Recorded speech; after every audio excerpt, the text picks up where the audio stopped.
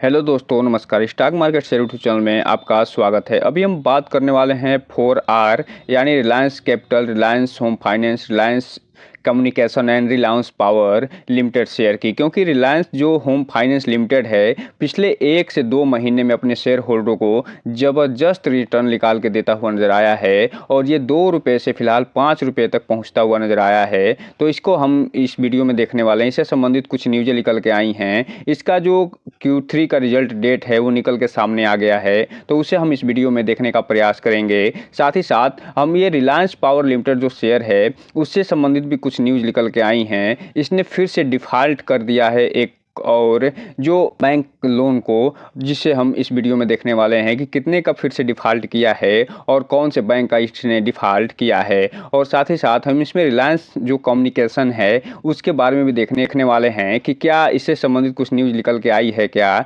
इसमें जो सोमवार को ट्रेडिंग हुई थी उसमें कितना डिलीवरी उठाया गया है, कितनी शेयरों की ट्रेडिंग हुई है। इसके अलावा हम ये भी देखने का प्रयास करेंगे कि इससे संबंधित कुछ न्यूज़ भी निकल के सामने आई है या नहीं। और जाते जाते हम इस वीडियो में देखने वाले हैं रिलायंस कैपिटल लिमिटेड शेयर की, क्योंकि इसमें पिछले 3 से 4 दिनों में जो ट्रेडिंग सेशन हुआ है उसमें लगातार ट्रेडिंग होती हुई नज़र आई है और ये IRP जो स्टेज 1 होता है उससे निकल के IRP स्टेज 0 में शामिल होता हुआ दिखाई दिया है। तो इसे भी हम इस वीडियो में देखने वाले हैं कि इसमें क्या अपर सर्किट लग रहा है या लोअर सर्किट, या वैसे ही जो ट्रेडिंग सामान्य ट्रेडिंग होती नज़र आ रही है या नहीं। तो चलिए दोस्तों, बिना किसी देरी के वीडियो शुरू करते हैं। सबसे पहले अगर हम बात करें तो Reliance home finance limited share में आप आज देखिए फिर से ये इसमें 5% का अपर सर्किट लगता हुआ नज़र आया है और फिलहाल ये 5 रुपये 14 पैसे पे ट्रेड करता हुआ दिखाई दे रहा है। और इसमें अगर हम बात करें तो ये जो आप देख रहे हैं ये 5 रुपये 14 पैसे पे जो ट्रेड कर रहा है, एक समय ये 2 रुपये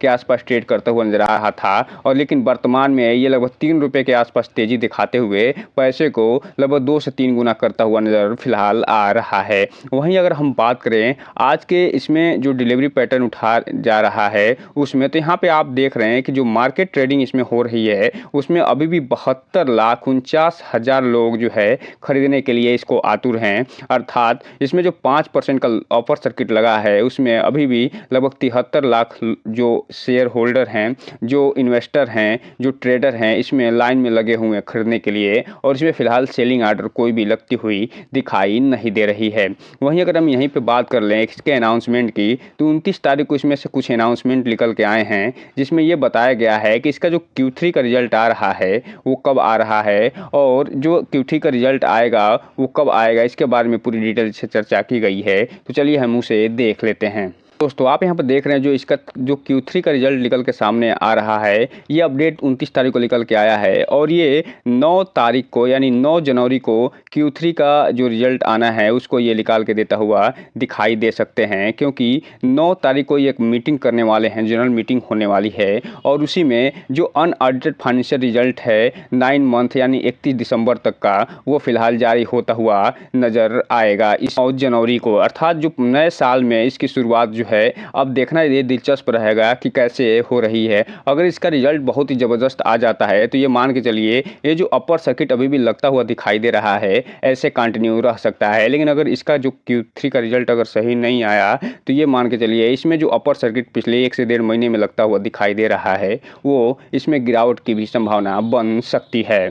तो जो 9 जनवरी का डेट है उसे फिलहाल ध्यान से याद रखे रहिएगा। हम अगर बात करें डिलीवरी पैटर्न की, तो चूंकि इसमें अभी भी अपर सर्किट लगता हुआ दिखाई दे रहा है 5% का और उसमें 17,52,000 जो ट्रेडिंग होती हुई दिखाई दे रही है उसमें से पूरा का पूरा डिलीवरी उठता हुआ दिखाई दिया है। अब अभी हम आपको दिखा रहे थे कि जो बाइंग आर्डर जो लगा है उसमें लगभग 73 से 74 लाख शेयरों का बाइंग आर्डर लगा हुआ है और जो टोटल ट्रेडिंग आज होती हुई दिखाई दी है लगभग 17.5 लाख का होता हुआ दिखाई दे रहा है, जिसमें न केवल इसमें इन्वेस्टर हावी हैं बल्कि इसमें जो रिटेल इन्वेस्टर हैं वो भी इसमें पैसा लगाते हुए दिखाई दे रहे हैं। दोस्तों इस शेयर को अपनी वॉच लिस्ट में शामिल करके इसे फिर ध्यान से देखते रहिएगा, क्योंकि ये जो कंपनी जिस तरीके से भाग रही है वो आने वाले भविष्य में भी अच्छा खासा, अगर इसका 9 जनवरी को रिजल्ट निकल के आ जाता है तो रिटर्न निकाल के फिलहाल दे सकती है। अब हम अगर बात करें दूसरे आर अर्थात रिलायंस कैपिटल की, तो इसमें भी आज 5% का अपर सर्किट लगता हुआ दिखाई दे रहा है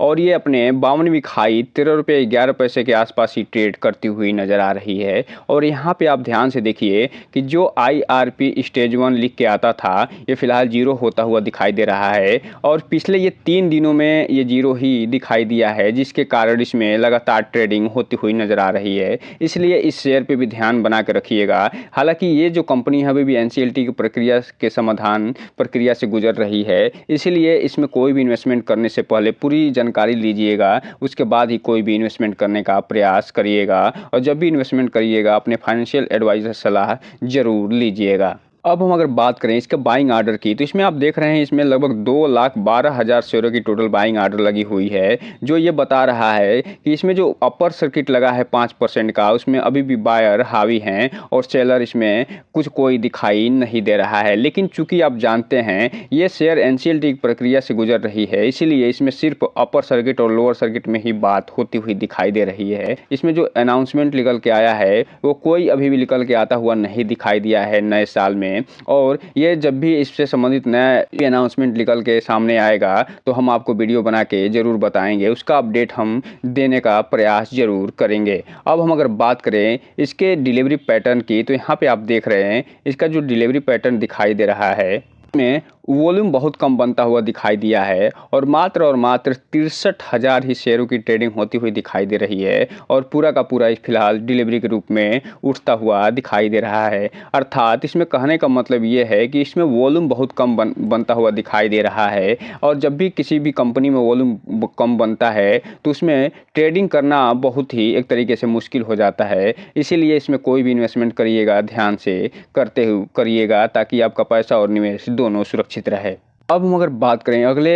आर की यानी रिलायंस कम्युनिकेशन लिमिटेड की, तो यहाँ पे आप देख रहे हैं इसमें 1 तारीख को जब सोमवार को इसमें ट्रेडिंग हुई थी तो उस समय इसमें लगभग 5% का लोअर सर्किट लगता हुआ नज़र आया था और ये इसलिए नज़र आया क्योंकि इसमें NCLT की समाधान प्रक्रिया से गुजरती हुई नज़र आ रही है, जिसके कारण इसमें अभी भी ट्रेडिंग फिलहाल रिस्ट्रिक्टेड दिखाई दे रहा है और इंसॉल्वेंसी एंड बैंकरप्सी कोड के तहत समाधान प्रक्रिया मुंबई में इसकी चल रही है और यही कारण है कि इसमें IRP स्टेज 1 में शामिल कर लिया गया है। और जब भी कोई शेयर IRP स्टेज 1 में शामिल होता है तो उसमें सिर्फ और सिर्फ सोमवार को ही ट्रेडिंग होती हुई दिखाई देती है और यही कारण है कि 1 जनवरी को जो सोमवार को जब ट्रेडिंग इसमें हुई थी तो इसमें लगभग 5% का लोअर सर्किट लगता हुआ दिखाई दिया था। बात करें इसमें अगर अनाउंसमेंट की, तो फिलहाल इसमें कोई भी नए साल में अनाउंसमेंट आता हुआ नहीं दिखाई दे रहा है। जो पिछला अनाउंसमेंट आया था वो 27 तारीख को आया था और वो इसके ट्रेडिंग जो विंडो होते हैं उसको क्लोज करते हुए नजर आए थे।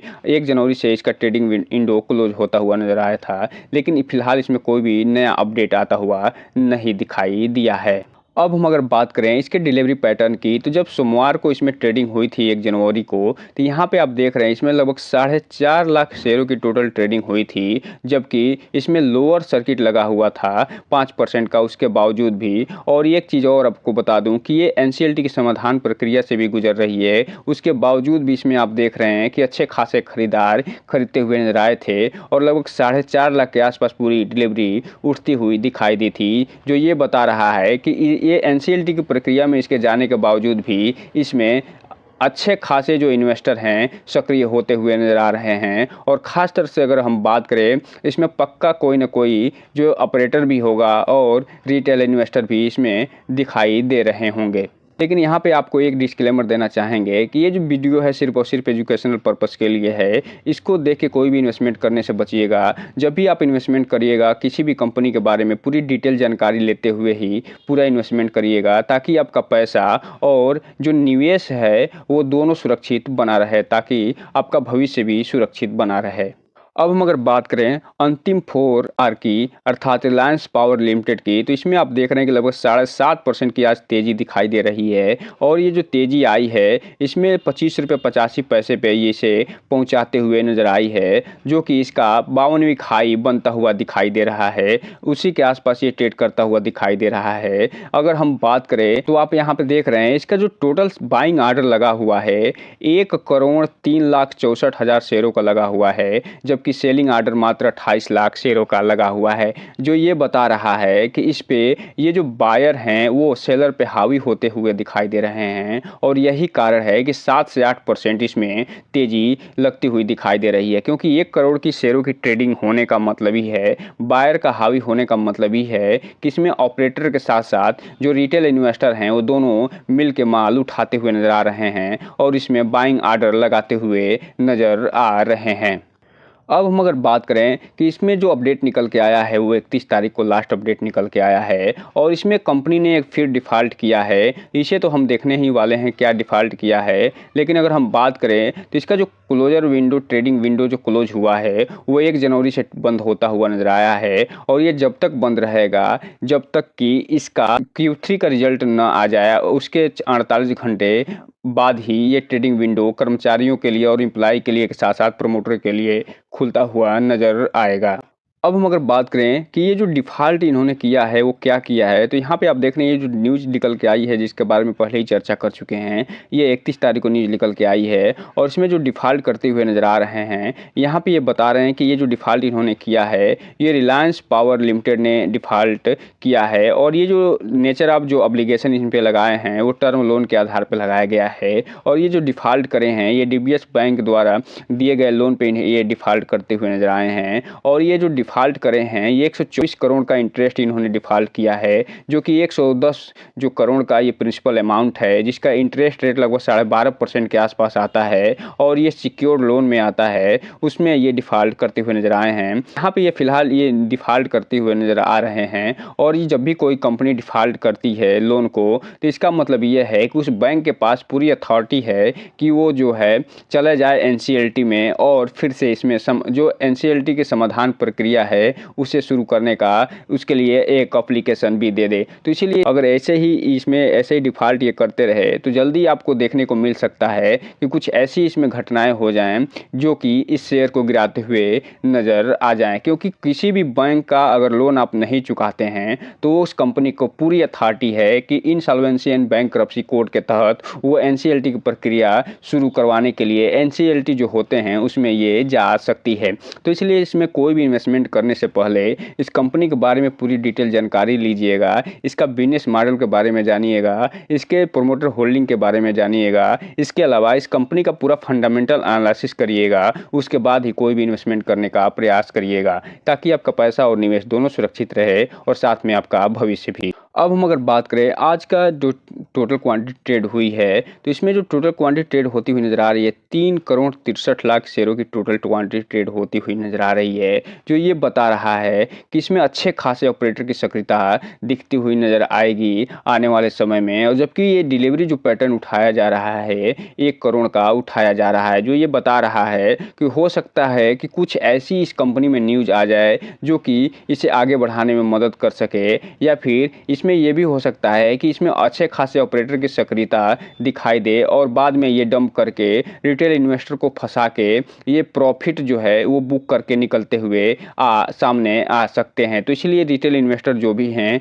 वो थोड़ा ध्यान से आगे बढ़िएगा और इसमें कोई भी इन्वेस्टमेंट करिएगा पूरी डिटेल जानकारी लेते हुए ही इन्वेस्टमेंट करिएगा। तो दोस्तों ये रहा आज का वीडियो, इस चैनल को लाइक करें, सब्सक्राइब करें और बेल आइकन हिट करना तो बिल्कुल ना भूलें ताकि नए वीडियो की जो अपडेट्स है आपको ऐसे ही समय समय पे मिलता रहे। जय हिंद दोस्तों।